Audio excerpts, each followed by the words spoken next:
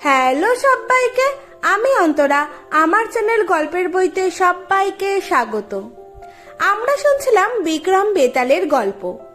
আগের এপিসোডে আমরা বেতালের বলা চতুর্থ গল্প শুরু করেছিলাম। আজকে আমরা পরবর্তী অংশ থেকে শুনব। যারা এখনো গল্পের আগের পার্টগুলি শোনোনি তারা ঝটপট করে গিয়ে আগের পার্টগুলি শুনে এসো। আর গল্প ভালো লাগলে লাইক, কমেন্ট, শেয়ার করে দিও এবং সাবস্ক্রাইব করতে কিন্তু একদম ভুলো না। আর সাবস্ক্রাইব করে কি করবে? বেল আইকনটা টিপে অল নোটিফিকেশনে ক্লিক করে দেবে, তাহলে সবার আগেই কিন্তু গল্পটা তোমরা পেয়ে যাবে। তাহলে পরে চলো শুরু করা যাক আজকের গল্প, বেতালের বলা চতুর্থ গল্প।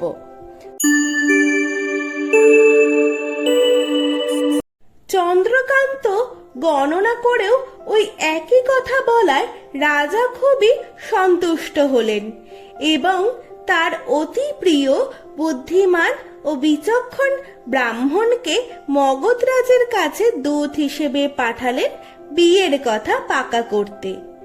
চন্দ্রাবতীরও মদন মঞ্জরি নামে একটি শাড়ি ছিল, সেও ছিল সর্বজ্ঞ। চন্দ্রাবতী শাড়িকে জিজ্ঞাসা করলেন, শাড়ি, তুমি যদি 3 কালের সব কথা বলতে পারো তবে বলো তো আমার মনের মতো যোগ্য পাত্র কোথায় আছে? শাড়ি বলল, রাজকুমারী, ভোগবতী নগরের রাজা অনঙ্গ সেনই তোমার স্বামী হবেন।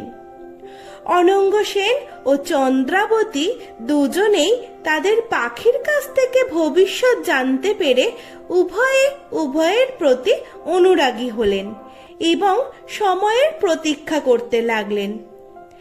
এই ঘটনার অল্পদিন পরেই অনঙ্গ সেনের দূত মগধরাজের কাছে উপস্থিত হয়ে তার আগমনের কারণ রাজার কাছে বললেন। রাজা খুশি মনে এই প্রস্তাবে সম্মত হলেন এবং অনেক দ্রব্য সামগ্রী দিয়ে এক ব্রাহ্মণকে বিয়ে পাকা করতে তার সঙ্গে পাঠালেন। নির্দিষ্ট দিনে অনঙ্গ সেন মগধে এসে চন্দ্রাবতীকে বিয়ে করে নিজের রাজধানীতে ফিরে গিয়ে সুখে দিন কাটাতে লাগলেন। চন্দ্রাবতী যখন তার শ্বশুর বাড়ি ভোগবতীতে আসেন তখন তার অতি প্রিয় শাড়ি মদন মঞ্জরীকেও সঙ্গে এনেছিলেন। একদিন যখন অনঙ্গ সেন ও চন্দ্রাবতী নানা বিষয়ে লঘু আলোচনা করছিলেন তখন রাজা রানীকে বললেন, দেখো, একা থাকা বড়ই কষ্টকর। আমরা যখন বিয়ে করে সুখী হয়েছি তখন আমার ইচ্ছা আমাদের প্রিয় সুখ শাড়িকে এক খাঁচায় রাখি। একসঙ্গে দুজনে থাকলে তারাও আমাদের মতো সুখী হবে। তখন রাজার ইচ্ছায় সুখ ও শাড়িকে একই খাঁচায় রাখা হলো। একদিন 2 পাখিতে তর্ক শুরু হলো। সুখ বলল, দেখো, এই সংসারে ভোগই সারবস্তু। যে লোক এই পৃথিবীতে জন্মগ্রহণ করেও ভোগ সুখ থেকে বঞ্চিত থাকে তার জন্মই বৃথা। সেই জন্য বলি, তুমি সব বিষয়ে এমন নিরুৎসাহিনী কেন? শাড়ি এই কথা শুনে বলল, পুরুষ জাতি বড়ই স্বার্থপর, অধর্মী এবং খুনী। সেই জন্য পুরুষ সঙ্গ আমার মোটেই ভালো লাগে না। সুখ রেগে গিয়ে বলল, মেয়েদের চরিত্রের কথা আর বলো না।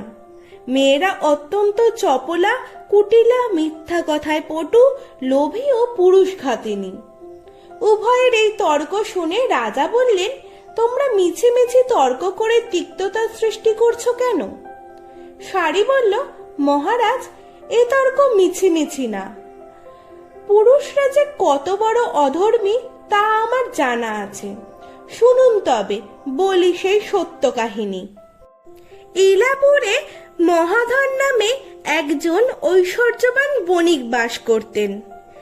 বিয়ের পর বহুদিন চলে গেছে, কিন্তু একটিও সন্তান না হওয়ায় বড়ই দুঃখে দিন কাটে মহাধনের। অবশেষে বেশি বয়সে তার স্ত্রী একটি পুত্র প্রসব করায় বণিকের আনন্দের সীমা রইল না। তিনি পুত্রের নাম রাখলেন নয়নানন্দ। পরম যত্নে বাবা মা তাকে পালন করতে লাগলেন। পুত্রের যখন 5 বছর বয়স হলো তখন লেখাপড়া শেখার জন্য একজন শিক্ষক নিযুক্ত করলেন। কিন্তু নয়নানন্দের স্বভাব মোটেই ভালো না। ছোটবেলা থেকেই নয়নানন্দ দুষ্টু সঙ্গীদের সঙ্গে মিশত। লেখাপড়ায় ছিল অমনোযোগী। লেখাপড়ার থেকে খেলাধুলা বেশি ভালোবাসতো। অনেক বদ অভ্যাসও শিখল এবং মুখে খারাপ কথা ছাড়া ভালো কথা ছিল না। বয়স যত বাড়তে লাগলো এই দোষগুলিও সেই মতো বাড়তে লাগলো। যথাসময়ে বণিকের মৃত্যু হলো। বাবার মৃত্যুতে অতুল ঐশ্বর্য সবই নয়নানন্দের হাতে এসে পড়ায় সে 2 হাতে টাকা ওড়াতে লাগলো। টাকা কেবল খরচই হচ্ছে, উপার্জন হচ্ছে না কিছুই। এইভাবে চললে রাজাও একদিন ফকির হয়। নয়নানন্দও দুর্দশায় পড়ল, সবকিছু বিনষ্ট হলো। এই অবস্থায় ইলাপুর ত্যাগ করে রাস্তায় ঘুরতে ঘুরতে একদিন চন্দ্রপুরে তার বাবার বন্ধু হেমগুপ্তের কাছে গিয়ে তার পরিচয় দিল। বন্ধুপুত্রকে দেখে তিনি খুশি হলেন এবং এখানে হঠাৎ আসার কারণ জিজ্ঞাসা করলেন।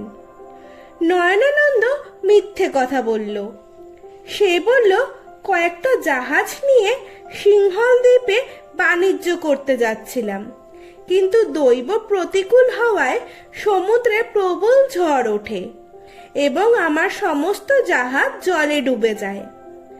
ভাগ্যে আমার মৃত্যু ছিল না, তাই কোনো প্রকারে 1 খণ্ড কাঠ সম্বল করে ঢেউয়ের সঙ্গে তীরে এসে আছড়ে পড়লাম। তার দুর্ভাগ্যের জন্য নয়নানন্দ কয়েক ফোঁটা চোখের জল ফেলতেও ভুলল না। সব ঘটনা শুনে হেমগুপ্তের বন্ধুপুত্রের জন্য বড়ই মায়া হলো। তাকে পরম যত্নে প্রতিপালন করতে লাগলেন হেমগুপ্ত। তিনি মনে মনে ভাবলেন, কন্যা রত্নাবতীর একটি সুপাত্রের তো অনেক দিন ধরেই খোঁজাখুঁজি করছি, কিন্তু মনের মতো পাত্র পাচ্ছি না। ভগবান বুঝি পাত্র ঘরে এনেই উপস্থিত করেছেন। সৎ বংশজাত এবং প্রচুর অর্থ সম্পত্তির মালিক এই ছেলের সঙ্গে বিলম্ব না করে মেয়ের বিয়ে দেওয়াই ভালো। স্ত্রীকে তার মনের কথা খুলে বলায় স্ত্রীও খুশি হয়ে মত দিলেন। তারও ছেলেটিকে খুবই পছন্দ। হেমগুপ্ত তার কন্যার সঙ্গে বিয়ের প্রস্তাব করলে নয়নানন্দ সঙ্গে সঙ্গে সে প্রস্তাবে সম্মত হলো। তারপর শুভ দিন দেখে রত্নাবতীর সঙ্গে নয়নানন্দের বিয়ে দিলেন। বিয়ের পর উভয়ে পরম সুখে দিনগুলো কাটাতে লাগলো। এইভাবে কিছুদিন চলবার পর নয়নানন্দের এই একঘেয়ে জীবন আর ভালো লাগলো না। আগেকার সেই উচ্ছৃঙ্খল দিনগুলোই তাকে হাতছানি দিয়ে ডাকতে লাগলো। তাই নয়নানন্দ ঠিক করলো এখান থেকে চলে যেতে হবে। তাহলে আজকের গল্প এইটুকুই। গল্পের পরবর্তী অংশ আসছে পরের পার্টে। প্রতি সোম, বুধ, শনি ঠিক রাতে 10টায় আমি আসছি আমার গল্পের সম্ভার নিয়ে।